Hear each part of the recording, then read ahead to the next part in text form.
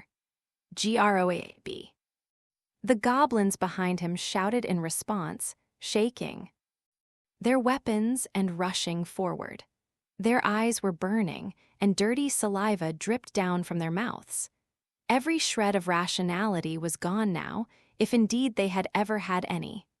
Lunacy. It was a miracle of battle granted by the god of external knowledge. The goblins who followed the great paladin were caught up in a whirlpool of insanity. They spared no thought for past or future. Their only desire at this moment was to rend the adventurers apart, to crush them underfoot. The goblins, transformed into a holy army, literally knew no fear. Not even when arrows began to rain noiselessly down upon those in the vanguard, felling them. The goblins simply trampled the corpses into the snow, their zeal undiminished. This is why I hate goblins. Numbers are the only thing they've got. High Elf Archer drew a bud-tipped arrow with a delicate movement, letting it loose even as she turned back to quip to her friends. Despite her failure to aim carefully, the arrow couldn't miss its mark. A skill so sufficiently developed was indistinguishable from magic. Then again, I do love these big open spaces for shooting, none of those cramped interiors. Just watch what you wish for, Dwarf Shaman snapped. If you've got breath to talk, then you've got breath to run, faster. I'm running, fast as I can. The dwarf's stubby legs made him the slowest runner in the party, even when he was going flat out.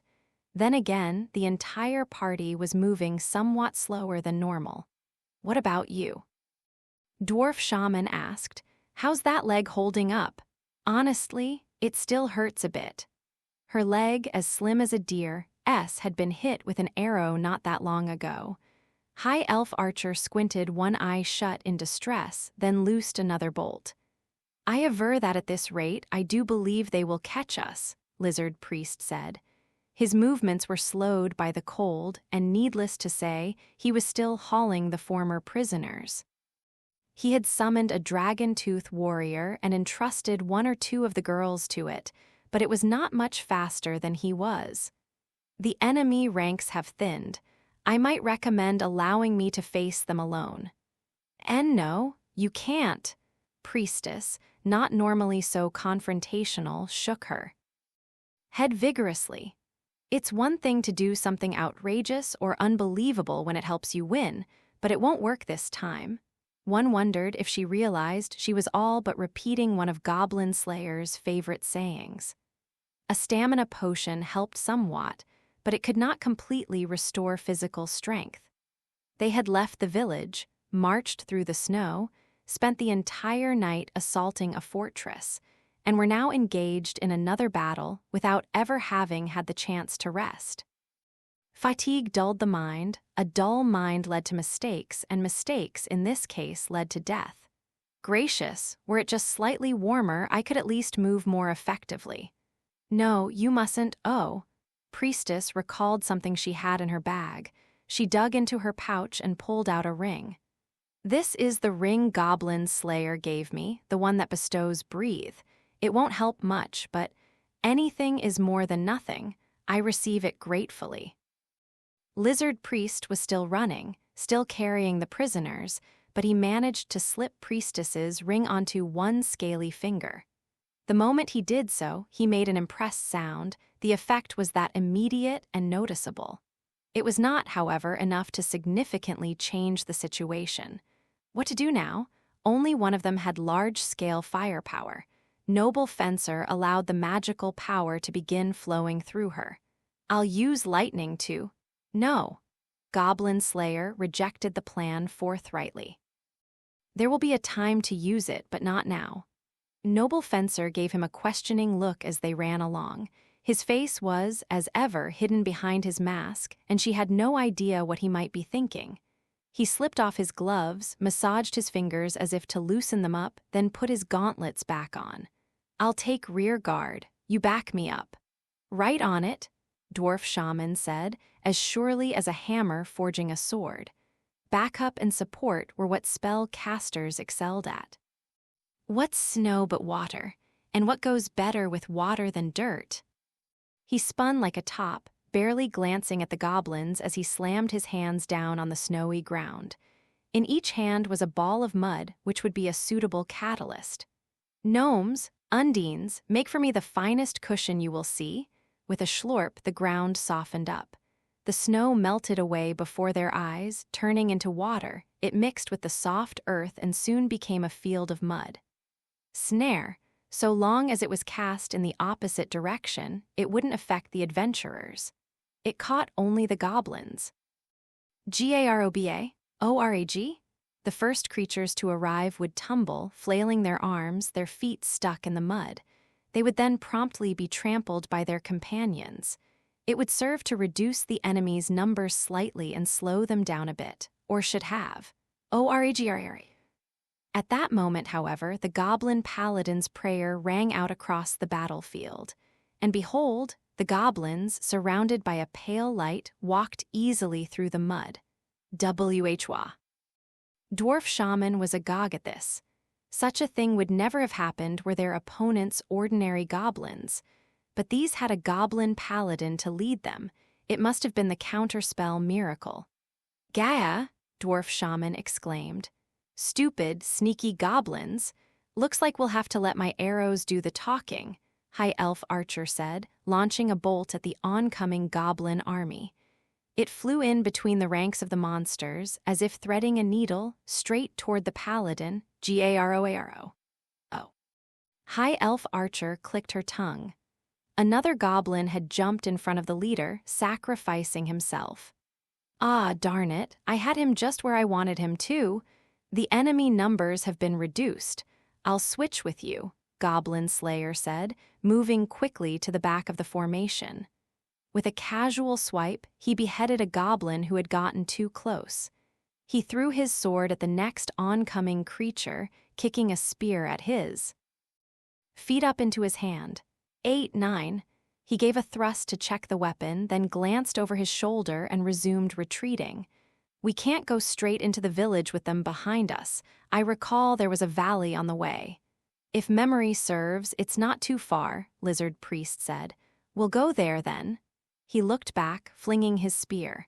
It pierced the chest armor of a goblin up front, pinning him to the snowy ground. What I tell you, Beard Cutter? Sorry. Dwarf Shaman pulled another sword out of the bundle he was carrying and tossed it to Goblin Slayer. Fighting this way, leaving the enemy corpses and their equipment behind was tricky because it meant a less steady flow of armaments. Goblin Slayer cut down 1 or 2 goblins, then, when the blade became dulled with fat and blood, he flipped it into a reverse grip. HRK? There was a muffled crunch as he used the hilt and handle to crack a goblin's skull. He held the blade in gloved hands, wielding it like a hammer, killing the goblin in a single blow. 13. He wiped the brains off his improvised weapon and moved to strike the next monster. The whole hilt ended up buried in the chest plate of the goblin's ostentatious leather armor. The creature fell so heavily that Goblin Slayer simply let go of the sword. "Right, next one," Dwarf Shaman called. "You want the pickaxe or the shovel? Does it matter?" High Elf Archer shouted. "Just pick one." It was her speed and skill that bought them the time to switch weapons. She drew 3 arrows from her quiver and fired them almost faster than the eye could see. 3 goblins were shot through almost simultaneously and died so quickly that they didn't even cry out as they collapsed to the ground. That made 16. Goblin Slayer didn't hesitate. "I need something long." "That be the shovel, then?" He caught the spade Dwarf Shaman tossed to him, swinging and striking with it, thrusting, the goblin corpses mounting. Trying to make the most of the precious time they had been bought, the 2 young women moved around behind Lizard Priest. "Just keep moving." "NGH," Priestess said. Noble Fencer only made a grunt of exertion. "My thanks," Lizard Priest said. The girls were pushing him along from behind with their small bodies. As for the Dragon-Tooth warrior, silently carrying the prisoners, the party had never been so grateful for the familiar. Goblin Slayer, wielding the shovel like a spear, slew another goblin. 19. 6 adventurers and 4 rescued prisoners against a veritable tidal wave of goblins led by a paladin. That was the nature of the fighting retreat down the snowy mountain. Everyone involved was utterly committed, ready to battle to the death. Their breath showed white in the chill air, obscuring their vision. Their feet were beginning to go numb from the snow, yet their bodies were hot. The sword had brought down 20 goblins, then High Elf Archer's arrows raised the total to 24. Goblin Slayer had picked up an axe for the 25th and 26th, then thrown a hatchet for 27, which was followed by another arrow. This battle, which had begun with the rising of the sun, had so far yielded 30 goblin corpses and showed no signs of stopping yet. The halo of morning light shone on snow streaked red with goblin blood, running in great lines as if it had been laid down by an artist's brush. The struggle was desperate. It would not end until one side, adventurers or goblins, had been killed to the last person. That was the grim truth of goblin slaying. "Go on ahead," Goblin Slayer said as they came to the mouth of the valley. The words as such might sound like he was volunteering to sacrifice himself, urging the others to leave him behind and escape while they could. Yet there was no sound of anything so tragic in his voice, which was as cool and dispassionate as ever. "I will break them here." His declaration elicited a look from the entire party. Can you indeed?" Lizard Priest asked. He had shifted his 2 prisoners so he was holding them in front of himself. If the need became great, he could shield them with his back. I have no intention of letting them reach the village." After this brief answer, Goblin Slayer nodded at Dwarf Shaman. The dwarf gave a weary chuckle and shrugged. "Sorry, Beard Cutter, that was my last weapon." "Then, Lord Goblin Slayer, take mine." "Thank you." In place of one of Dwarf Shaman's armaments, he received a fang blade with sharp tooth, a sharpening spell cast upon it. It was the 4th and final miracle Lizard Priest could perform.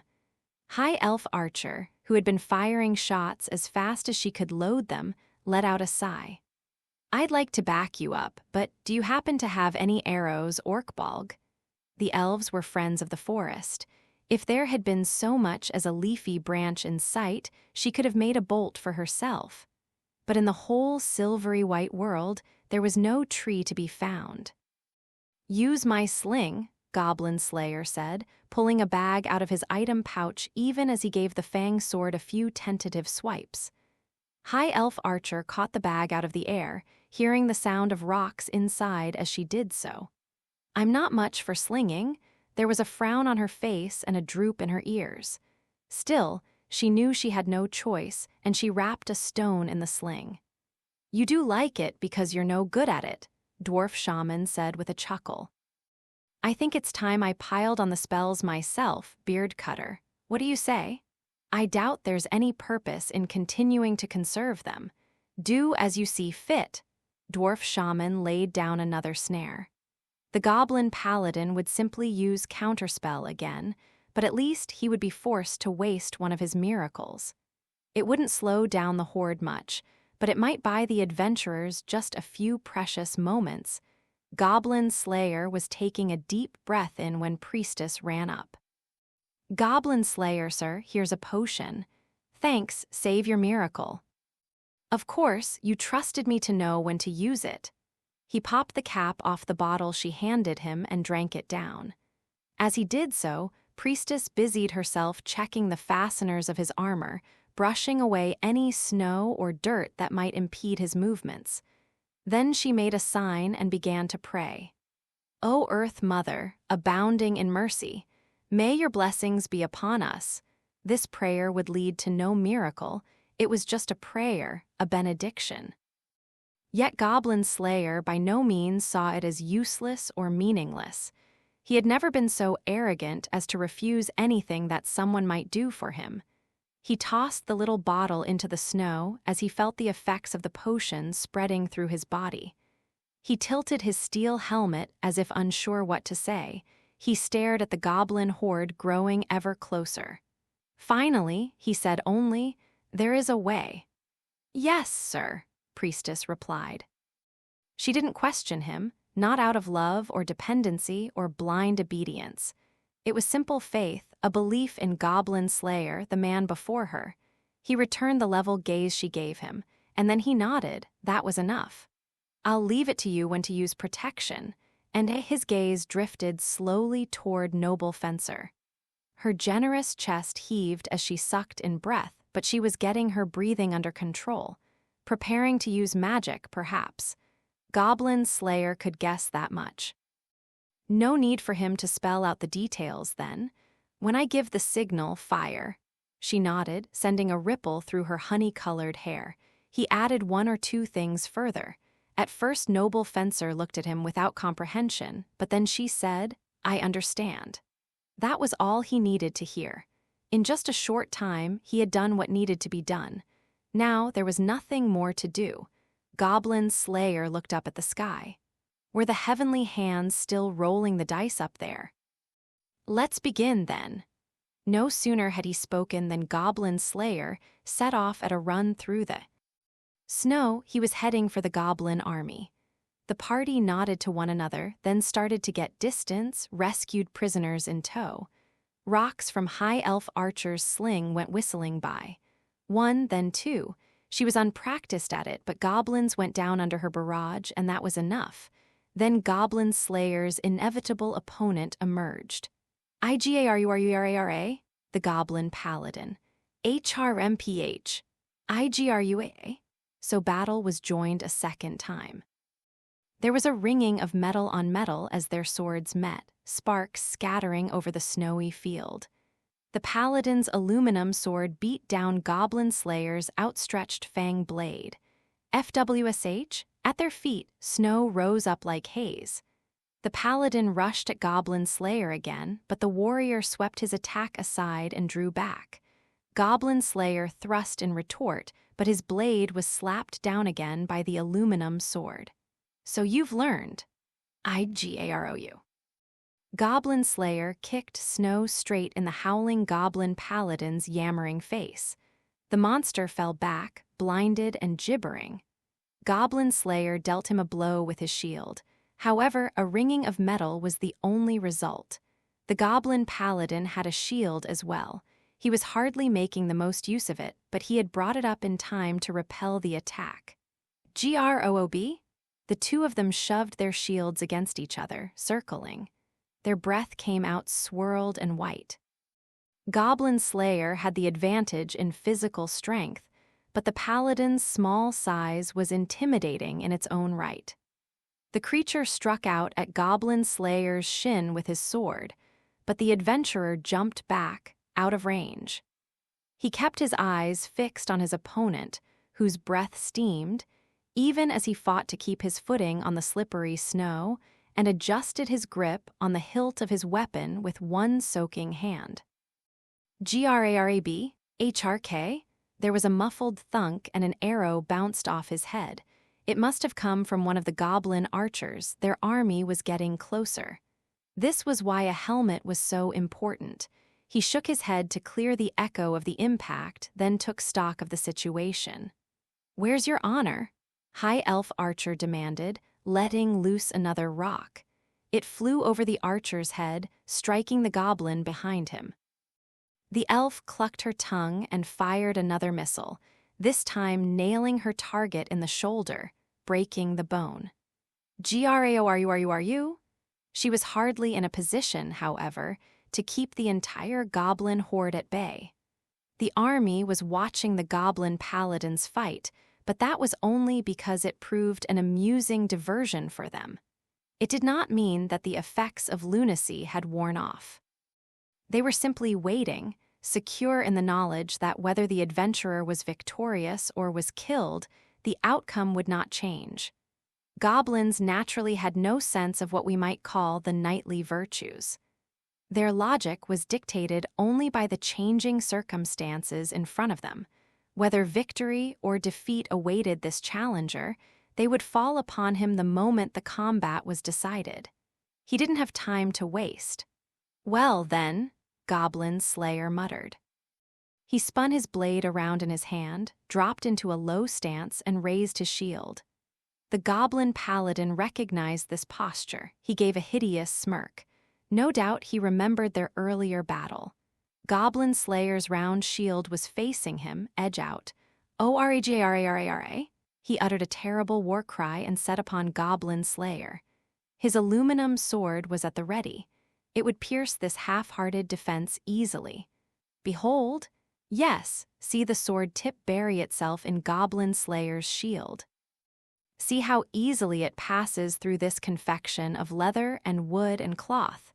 It goes through the shield, tearing the arm, piercing the gauntlet, stabbing flesh. Blood runs down the edge of the blade, dribbling onto the snow and turning it pink. The aluminum sword struck true, even tearing into Goblin Slayer's shoulder. The goblin paladin heard the soft groan of someone trying to suppress pain. He smirked, thinking he had won. You fell for it. But in fact, it was the end for him. The aluminum blade went no farther. He put all his strength into it, but he couldn't make it move. It was the hilt. The hilt of his sword, heavy enough to double as a war hammer, had become lodged in Goblin Slayer's shield. HRGRR, ORAGA. And in a simple contest of strength, no goblin could hope to overcome a human. Goblin Slayer pulled the sword-pierced shield back, practically taking the goblin's arm with it. It would be more correct to call it the shield he had allowed to be pierced. Otherwise, why would he have deliberately revealed his best killing move to the goblin paladin? Why would he have attempted to intercept and attack with his shield even after his own sword was broken? Goblins are stupid, but they are not fools. For the first time, the goblin paladin saw his opponent's face. Deep in the darkness within that steel helmet, he saw an eye glowing red. "But you are a fool." AGARARARARA. Goblin Slayer twisted his fang sword, ruthlessly tearing out the paladin's throat. There was an eruption of vile goblin blood polluting the silver world. Goblin Slayer, who had twisted his body to protect the aluminum sword, was drenched in the gore. "Gora, you." GROB. He stared at the goblins, who stood frozen with fear there in the valley. There was no better moment than this. This was precisely the time he had been waiting and hoping for. "Fire!" he yelled. "Tonitrus Oriens," noble fencer responded. And then, "Iacta," lightning flashed out. The mountain shook. The air expanded as electricity shot through it, but the lightning did not fall on the goblins. Everyone followed the spidering bolt with their eyes up and up. The lightning struck the summit of the mountain. There was a rumble and a great shaking. That could only mean one thing. Hey, that's a mite dangerous, isn't it? Dwarf Shaman said with a frown. I've got a bad feeling about this, High Elf Archer added, long ears twitching nervously. They surely understood. This would well and truly do in the goblins. Lizard Priest nodded knowingly. It seems it has come. A violent noise like the drums of war or like the hoofbeats of an approaching army was coming toward them, and indeed death, clad in white, was stampeding down into the valley. It was an avalanche. The voiceless sound of surprise and the scream might have belonged to either High Elf Archer or Noble Fencer. The one who exclaimed, "Oh," for crying out loud, was probably High Elf Archer. Garob? Oraragura? Uttering unbearable howls, the goblins were swallowed up by the onrushing snow. There was nothing they could do, no chance to run, they left not even footprints. In the midst of this chaos, one person jumped forward, acting faster than any other. It was Priestess. Now, the word came into her mind like a revelation. There was no hesitation, no reluctance. She clutched her sounding staff and offered up the soul-shredding prayer to the gods. O Earth Mother, abounding in mercy, by the power of the land grant safety to we who are weak. The white tsunami smashed against an invisible barrier, parting neatly to either side. From within the miraculous protection granted by the Earth Mother, she looked at him. He was so far away. One man alone among the goblin army, outside of the Earth Mother's miracle. She wanted to raise her voice, raise her hand, even though she knew they wouldn't reach him. Goblin Slayer, sir. Then the white wiped out everything, all vanished from view. Section is he? She was the first to get up when it was all over, Noble Fencer. Now that protection had faded, she had to shake the snow off as she rose. Everything was white. The snow had obliterated every trace of the fighting and killing that she and the others had wrought. Not so much as a whisker of the goblins remained, they were vanished utterly, as if she had only dreamed them. Where is he? Where's Goblin Slayer? She looked around, looked behind herself. There was no hint of that distinctive armored form. Instead, she saw Priestess, holding onto her staff, her breath heaving. She saw her comrades. Priestess tapped a frozen but thoughtful finger to her lips and looked at the foot of the avalanche. I guess he must be underneath it all, having been swept up by the snow. Goblin arms and legs could be seen poking like dead branches out of the snow that had slid into the valley. Probably, High Elf Archer said with a nod and a frown. Her ears twitched slightly once, twice. Snow is still sliding around in the distance. We'd better not talk too loud. In that case, we'd best go walk to meet him, I would say, Lizard Priest said, clearing the white powder off his body with one great shake. He checked that his party, along with the former prisoners and the dragon-tooth warrior who was holding them, were uninjured. Then he made a strange palms-together gesture. Thanks be to my forebears. All the more so as he had heard that it was a great cold that had buried them. As the avalanche was not so large, I don't imagine he has gone far, he said. You aren't worried about him? Noble Fencer asked. Of course we are, Dwarf Shaman replied easily. He's our friend. He stroked his beard, pulled a wineskin out of his bag, and took a gulp. Fire and spirits were the way to warm the body. Then he gave a pointed wink. But, well, you understand by now, don't you? This is Goblin Slayer we're talking about, Priestess said, a helpless smile crossing her face. Even with this testimony, Noble Fencer found she couldn't accept this. Step by unsteady step, the party worked their way down the mountain, searching as they went. It was quiet now, much the opposite of their fighting retreat shortly before, but the path they were taking was enough to make one faint. With every step she took, Noble Fencer felt an oppressive weight settle on her. If I hadn't said that I wanted my sword back, maybe he wouldn't have felt the need to do that. It's my fault. My fault. All of it. All of it my fault. And GH? Now that everything was over, or rather, now that she was thrown into this circumstance so suddenly, she began to appreciate the full import of what she had done. Her arrogant strategy, the deaths of her friends, the attack on the village, the delay in rescuing the prisoners, and Goblin Slayer. She should have been able to do better than this. Even just slightly. Things shouldn't have ended in this abject failure. Go back to the beginning. If she hadn't become an adventurer at all, her eyes, staring at the ground, began to blur. It grew hard to see. And yet, she just made out something moving. Oh! She didn't mean to make a noise. She clapped her hand over her mouth. Something was crawling on all fours through the snow. It must have noticed them coming because it responded abruptly by shaking off the snow and rising to its feet. It was a man. I made a mistake, he said. He was wearing grimy leather armor, a cheap-looking steel helmet. He had no sword at his hip, and the shield on his arm was shattered. I should have been more worried about the impact than about suffocating. Mistake or no, however, Goblin Slayer appeared perfectly calm. Gee, Goblin Slayer! Noble Fencer could hardly be blamed for the note of disbelief in her voice. Yes, you need something? Is that all you've got to say? High Elf Archer asked in exasperation. So you're safe. That's my line. I've got to admit, I thought it was weird that you just happened to bring along rings for breathing. The elf pressed her brow as if fighting a headache, but her ears bobbed happily. Suddenly it made sense to Noble Fencer.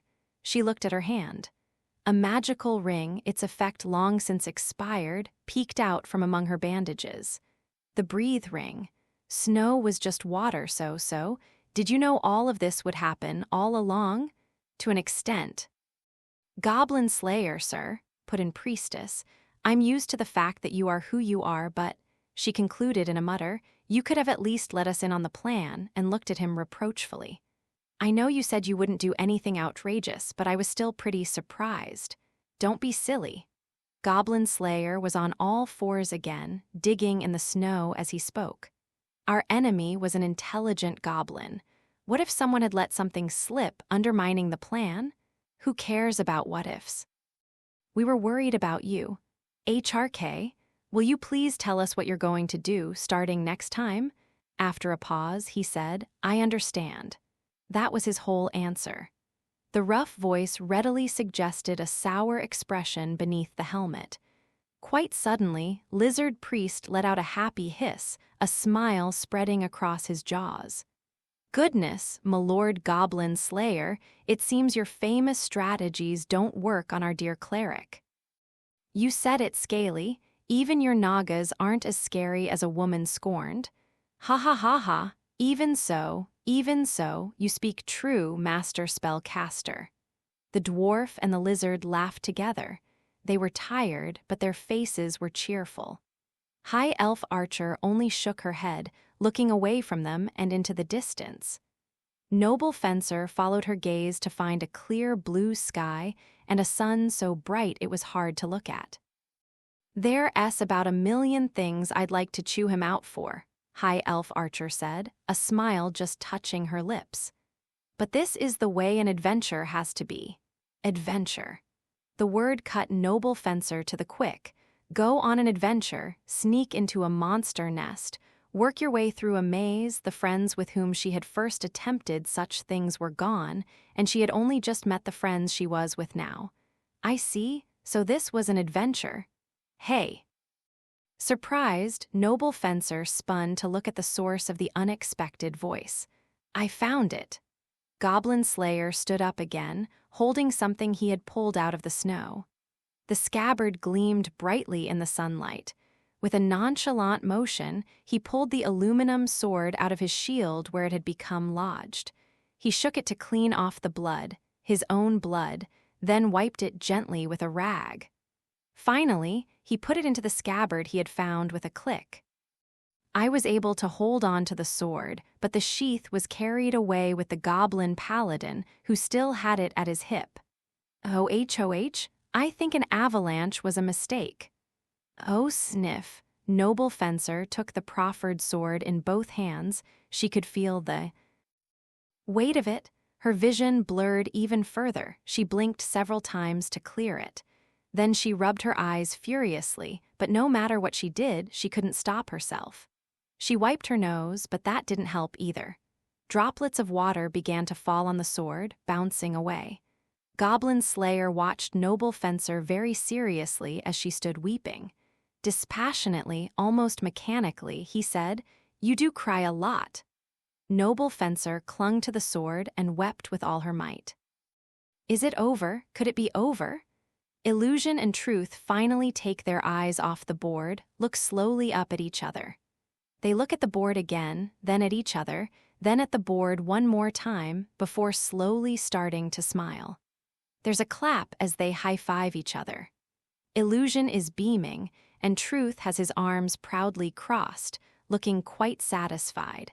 One must not think that the gods desire to torment adventurers or people or monsters. The gods sometimes fail, or the dice turn against them, and they may fume and rage.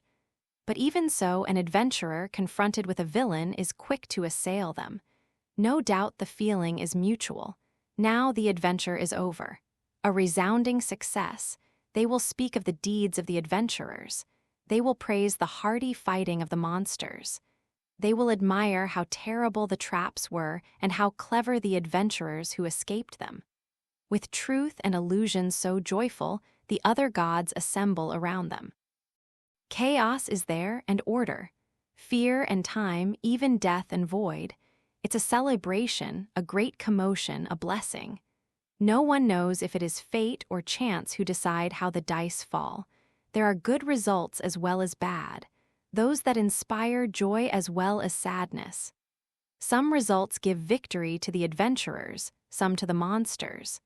Though one may struggle and strive to discover a treasure chest, sometimes the result means one fails to open it. Such is life. Cry or laugh, the number of pips on the dice won't change. All the more reason to adventure. And is there anything more wonderful than that? All right, we made it another year without dying. It was near dawn, and Guild Girl's excited voice rang through the crowded tavern. To thank the gods of fate and chance, order and chaos, let's have lots of fun today. Happy New Year, the adventurers cried with a great shout. They raised their cups and toasted and drank. Truly an inspiring sight. All the adventurers in town were gathered at the Guild Tavern, practically overflowing from the place. Today, the long winter was finally over, and the new year was beginning, moving all and sundry to raise their voices. I'm telling you, I did all kinds of things this past year. So you did.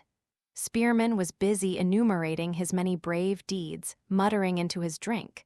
Beside him, the voluptuous witch gave a sensuous smile. I beat the crap out of stuff with my spear, I slayed a bunch of monsters, even got some experience with magic. I am most aware. And that's why you shouldn't compare me to some weirdo with a goblin fixation. Sure, you did indeed work hard. Over at the next table, Heavy Warriors Party teased their leaders about their budding romance. And so it's all you oughta settle down yourself.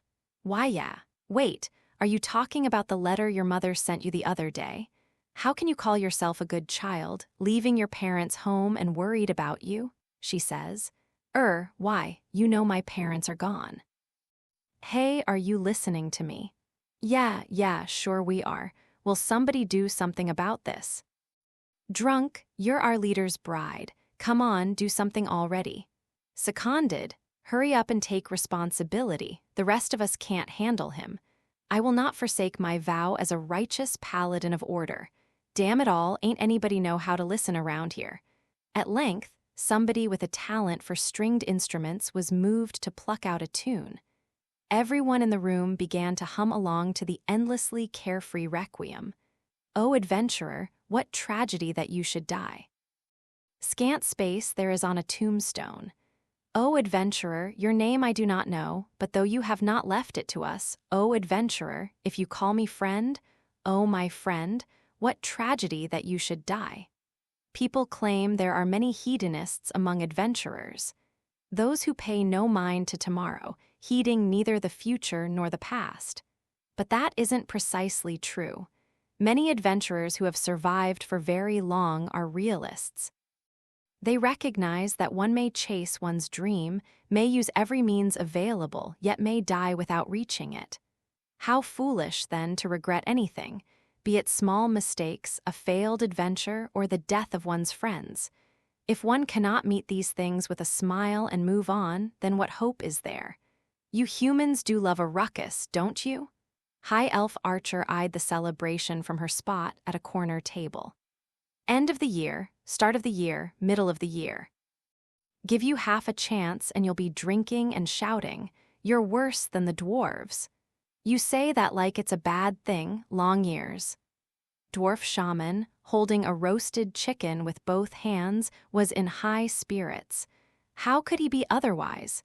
The New Year's celebration was larded with every kind of delicious food and wine aplenty. There was nothing better for a dwarf.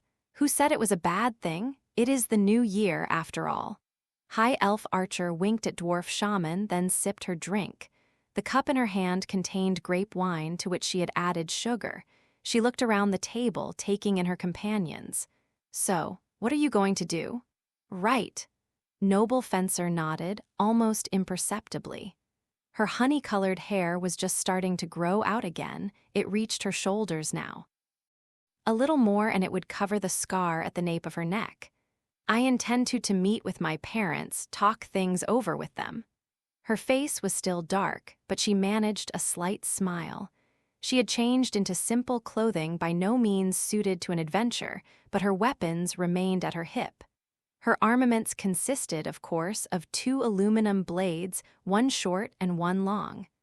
As long as she had them, all would be well. Her fingers brushed them gently.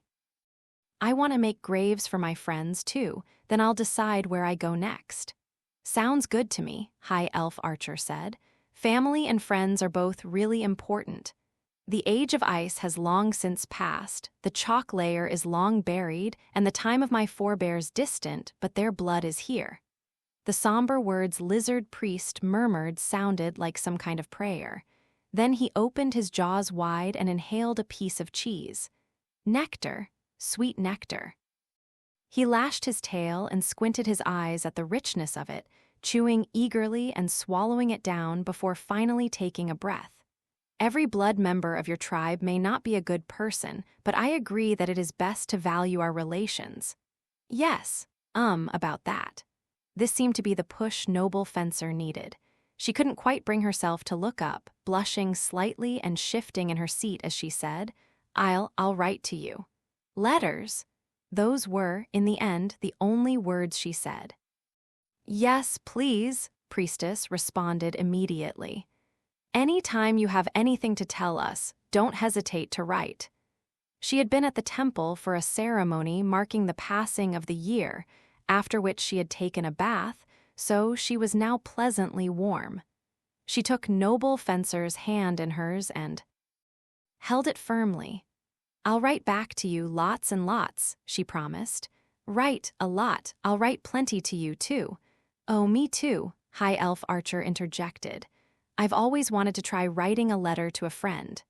The 3 girl adventurers chatted away happily. 2 more women watched them, smiling, Guild Girl, who had sneaked to their table for a breather, and Cowgirl, whom she gestured over. He. Quite friendly, aren't they? Guild Girl said. They sure are. Maybe I'll write a letter, too. Cowgirl was leaning on the table. Apparently, the celebratory atmosphere had convinced her not to stand on ceremony. Her huge chest squished against the surface. I don't get a lot of chances to meet other girls my age, working on the farm. You don't meet a lot more of them working at the guild, believe me. Guild Girl put some pepper on the stir-fried liver she'd ordered as a side dish and brought it to her mouth, nodding. Plus, we're officially discouraged from getting too close to the adventurers. Not that that stops us, she added with a mischievous wink. The 5 women were only tenuously connected, but they bonded immediately. Time and friendship are often thus. But this meant that the men, of whom there were only 2, were grievously outnumbered. I could wish Milord Goblin Slayer had joined us tonight, Lizard Priest said quietly. You said it, Dwarf Shaman replied. Beard Cutter needs to have more of these opportunities. He rested his chin on his hands, but then snapped his fingers as if he had had a wonderful idea. I've got it. That'll be one of my resolutions for the coming year. Don't hold your breath, High Elf Archer said, giggling at the men's dispirited exchange. I guess he's an exception anyway. Orkbog doesn't seem to be much for festivals and celebrations and merrymaking. Indeed, the adventurer called Goblin Slayer was not to be seen anywhere in the tavern. Priestess stretched her little body to look around, but there was no sign of him. You're right, even though he seems to be able to hold his liquor perfectly well. Where is Goblin Slayer anyway? Guild Girl and Cowgirl made strained noises and refused to say anything further, but exchanged a meaningful glance. As his childhood friend, I'm sure you don't want to budge. Ah ha ha ha ha ha ha ha. It would be a lie to say I'm eager. Cowgirl laughed, took a sip of her drink, and nodded once. But maybe just this year I will. Maybe so. He said he wouldn't go to the fair. Priestess was thoroughly flummoxed by this enigmatic but seemingly significant conversation. As she looked on in confusion, Cowgirl noisily pulled out a box from beside her. Well, maybe we can ask you to deliver a message for us then, okay? A message? Yep. I don't mind, but hold on. Is that a boxed meal? High Elf Archer, her long ears jumping, leaned in and peeked at the box, full of curiosity. Bread, soup, if you need someone to go outside, I could do it.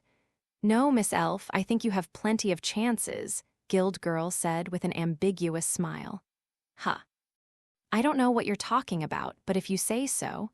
I do, Guild Girl said to the suspicious forest dweller, taking a draught of her drink. High Elf Archer drained her newly refilled cup, her ears bouncing all the while. The warmth of the wind spread through her body, and as her mood improved, she began feeling more generous. Sure, fine, she said. I don't mind whatever you say. You're it then, Cowgirl said to Priestess, bowing her head with a mixture of regret and apology. All right. Okay then. Where should I deliver it? Well, if he's doing what he usually does, then, section isolated from the frontier town, distant even from the farm, was a sprawling field. A snowy wind blew freely there, with nothing to block it. There was only a small tent and a single flickering bonfire. The horizon was dark. It was a new day, but dawn was still far off. A man sat next to the fire. Suddenly, he looked up as if he had just noticed something. There are no goblins, you may come out. That's no way to talk to a lady. With a rustle, Priestess walked out of the bushes, answering Goblin Slayer's summons. She had walked half an hour from town, and now she held her frozen hands toward the fire with a sigh of relief. She was wearing a poncho to ward off the cold, but it was still a winter night. Just what are you doing out here? I'm on guard. His answer was every bit as succinct as she expected. Most people are at New Year's celebrations. Goblins may take the opportunity for a retaliatory attack on us. Come to think of it, he said about the same thing during the Harvest Festival, didn't he? The flash of the revived memory left Priestess with an unpleasant premonition, and she found she couldn't help asking, Perchance, do you do this every year? Don't ask silly questions. Sure, right. New Year's Eve comes every year. Oh, for this impossible man. By now, Priestess was well aware of what was going on.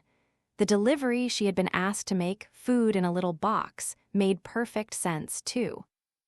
Cowgirl and Guild Girl knew just what he was up to. They were worried and wanted someone to check on him. I do this every year. There's no problem. Yes, there is. Is that so? Despite his friends' worries, Goblin Slayer himself seemed utterly unconcerned, sitting by his fire and staring into the darkness. Everyone else was back in town, living it up on New Year's Eve, and he was here all alone. I can't believe it. You've even set up a camp. You're sleeping out here. The harvest festival was attacked. There are no guarantees it won't happen again. For goodness sake, that only happened once, and yet he's talking like he's already caught a goblin. There was simply nothing more Priestess could say. The wind picked up. Snow began falling again, little flakes darting through the silence. Unexpectedly, there came a quiet murmur from Goblin Slayer. I've spent 10 years slaying goblins. 10 years. Priestess could only blink at the thought. In all the time they had known each other, she had never really asked him what had happened to him back before. How many days, how many hours had he expended on the killing of goblins? That is why I can stand against them so capably, but I cannot promise that the goblins will never evolve. His speech was slow and measured. He filled in the pauses in his words by poking at the fire. The flames, which had begun to burn low with the cold, sprang back to brilliant life. Do you know what the Goblin Paladin was planning?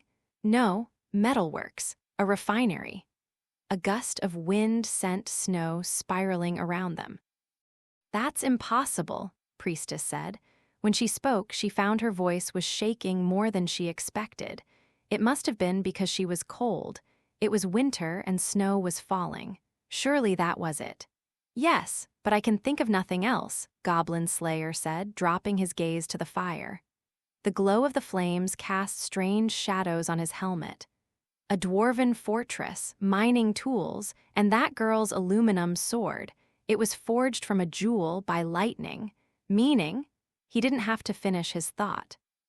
Priestess understood. A blade forged with lightning from a red gem. Goblins rarely, if ever, conceived of making anything themselves. If they needed lightning, they would simply steal it. From some stupid spell caster, adventurer, say. They would capture a wizard, break her spirit, and then force her to cast spells until she died. With that, a goblin army in possession of metal would be born. They would be clad in armor, their heads protected by helmets. They would wield swords and shields. True, the idea could be dismissed as nothing more than an obsessive fantasy. There were too many uncertain elements. For example, what had really been a part of the goblins' plans? Had it begun with the intention to capture Noble Fencer? Or did it reach back to when they first made the dwarven fortress their base? Still, is it fate or chance that moves the events of this world? Even the gods don't know. The words that spilled suddenly from Priestess's mouth were the truth indeed. Just what influenced the dice rolled by the gods in the heavens above, that was a huge mystery. It's a question we can't answer no matter how much we think about it. As pointless as trying to count the number of goblins in the world. I don't know how much or how long I can prove opponent for them, but I will not relent. And yet this person, this man, was spending his life attempting exactly that. For crying out loud, Priestess let out a breath and smacked herself on her cold, stiff cheeks. It's always goblins, goblins, goblins. The minute you open your mouth, that's all you talk about. You have to relax once in a while, or you'll run your body and soul into the ground. Priestess put her hands on her hips and looked away from him like a pouting child. It was partly in jest, partly to tease, and partly deliberate. I suppose you think goblin slaying is more important than enjoying yourself with your friends. No, see, just what I thought. It's New Year's Eve, you could at least… No, wah. Caught totally off guard by this impossible word, Priestess looked him square in the face. As square as she could anyway, with him wearing his helmet as always. She couldn't even see his face. Yet, somewhere behind that visor, she thought she could just glimpse. Red-Eye, I confess, parties are not my strong suit, he said, but I'm glad everyone enjoys celebrating. Sheesh, Priestess let out a long sigh. The white smoke climbed up into the heavens. They budged for me so I could be here, silly man, a warrior, all by yourself. You should at least have someone on backup to help you. It's cold. I know. I see. Her short answer had evoked a short response. All the same, he moved aside to make room for her closer to the fire. Priestess slid her small body in beside him, spreading her poncho so it covered both of them. Well then, that's that. Let's have something to eat, why don't we? It'll help us keep our strength through till morning. They were close.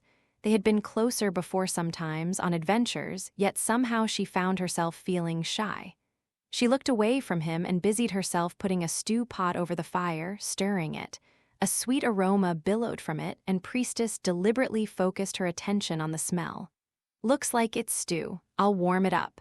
I see. A pause, then, oh, that's right. There's something I meant to say. What's that? Goblin Slayer smiled, just slightly. I look forward to another year of adventuring with you. Afterward, hello, Kumo Kajiu here. How did you like Goblin Slayer Vol. 5? This was a story in which goblins showed up on a snowy mountain and had to be slain. I hope you enjoyed it. Once again, Noboru Kanatuki-sensei provided fantastic illustrations. Thank you, sensei. In Volume 4, there were goblins in some of the black and white illustrations. In this volume, they show up on the color pages. Those goblins, they're multiplying. To Kusukuro-sensei, thank you for producing such an awesome manga version of the series every month. By the time this volume is released, I think the manga should be catching up to the attack on the farm sequence. I'm sure it's going to be amazing. Thank you, too, to all my readers, including all those encouraging me on the web. Thanks so much to the site admins. I'll keep on giving it everything I've got. To my gaming buddies, thank you for every session. Although I still think there was something weird about that one roles to all my creative-type friends, I'll keep leaning on you. It's thanks to you that I'm able to write. To everyone in the editorial division and everyone involved in the production of this book, as always, thank you so much. So, Goblin Slayer and his friends have survived a year of adventuring. That's surely thanks to everyone out there. And me, I've survived a year of writing Goblin Slayer, a year in which a lot has happened. Translations have appeared in multiple languages. I was invited to Taiwan. Drama CDs, a manga series, and side stories have all been released. Life really is full of the unexpected. I keep thinking I'm going to open my eyes and find myself lying in bed. It'll turn out I've just been sleeping for a whole year. The other day, a dancing girl adventurer danced her heart out at the bar and made enough money to take care of her entire party. I'm of the opinion that adventuring doesn't pay well considering all that you have to put into it, but if you want to make your way in the world, it's kind of unavoidable. The great men of the past said that adventuring just meant finding new ways to die. Incidentally, that dancing girl gave the money she made to her husband. Thank you, honey. Be my breadwinner. The money was put into the party's common fund. Ah, Mr. Husband, what fine and measured judgment you display. Our dear priestess will probably need to start considering what adventure means to her soon. Volume 6 will probably have something to do with that, as well as being a story where goblins show up and need to be goblin slain. I'm going to write the best book I can. I hope you'll join me.